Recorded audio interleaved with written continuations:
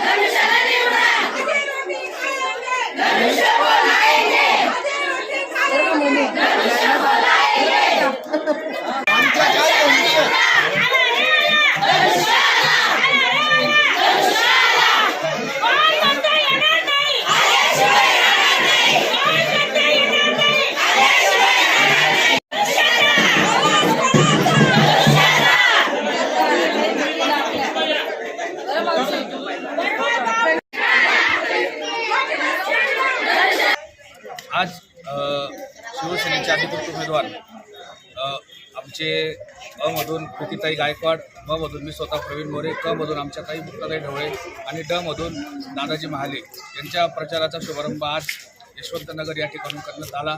त्याचबरोबर नागरिकांमध्ये प्रचंड उत्साहाचं वातावरण होतं। तरी सर्व नागरिकांना मी आवाहन करेल की आम्हाला प्रचंड बहुमताने विजयी करा, हीच नम्र विनंती। आमच्या अखिल भारतीय वासुदेव जोशी गोंधळी समाजाचे अध्यक्ष रमेश अण्णा श्रीखंडे तसेच समस्त पंच मंडळी यांनी आम्हाला जो जाहीर पाठिंबा दिला त्याबद्दल चारही उमेदवारांच्या वतीने मी त्यांचे जाहीर आभार मानतो। धन्यवाद। जय महाराष्ट्र।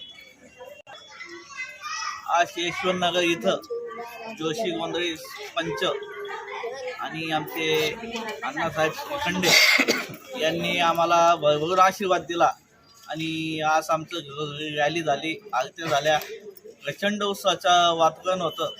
असं आपल्या जोशी गोंधळी समाजाचं मी खूप खूप आभार मानतो आणि असंच प्रेम कायम ठेवा आणि आमचे पॅनलमधील शहरी उमेदवारांना विजयी करा, हाच त्यांचा आशीर्वाद मागतो। जय हिंद, जय महाराष्ट्र।